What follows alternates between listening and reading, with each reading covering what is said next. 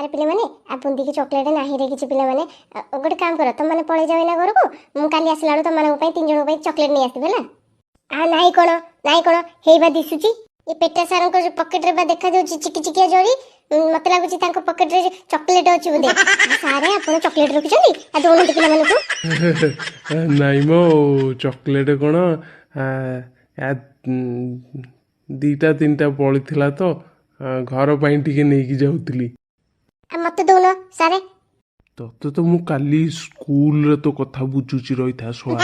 ଦୂରରେ ଥାଇକି ତୁ କେମିତି ଦେଖିଦେଲୁ ମୋ ପକେଟରେ ଚକୋଲେଟ୍ ଥିଲା ତତେ ଦଉଛି ର।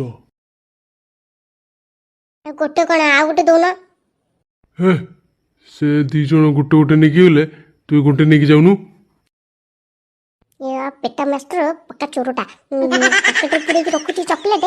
ସେଇଥିରେ ପୁଣି ମାଗିଲା ବେଳକୁ କେମିତି କଞ୍ଜୁସିଆ ମାନଙ୍କ ଭଳିଆ ଗୋଟେ ଦଉଛି ଦେଇକିନି। ଗୋଟେ କାମ କରିବା ପେଟା ମାଷ୍ଟର ପକେଟରେ ସବୁ ଚକୋଲେଟ୍ ପୁରେଇକି ନେଇ ଯାଉଥିଲା ନା ମାଗିଲା ବେଳକୁ ଗୋଟେ ଗୋଟେ ଦେଲା। କାଲି ଯେତେବେଳେ ସାଇକେଲ ନେଇକି ଆସିବନି କି ସ୍କୁଲକୁ ଗଲାବେଳେ ତା ପଛ ପଛ ଗୋଡ଼େଇକା ଯିବା ହେଲା। ସେ ତ ବରଗଛ ଗୋଟେ ଦେଇକି ଯାଉଛି ସେ ବରଗଛ ମୂଳରେ ଆମେ କ'ଣ କରିବା ତଳେ ମେଞ୍ଚେ କଣ୍ଟା ପକେଇ ଦେଇଥିବା। ବୁଢ଼ାର ଯେତେବେଳେ ସାଇକେଲ ପଙ୍କଚର ହେଇଯିବନି ବୁଢ଼ା ଯେତେବେଳେ ଗୋଡ଼େଇକା ଯିବ ମଜା ଆସିଯିବ। ତା ପଛ ପଛ ଗୋଡ଼େଇକି କାହିଁକି ଯିବା ଆମେ ଆଗୁଆ ଯାଇକି ଛକିଦବା।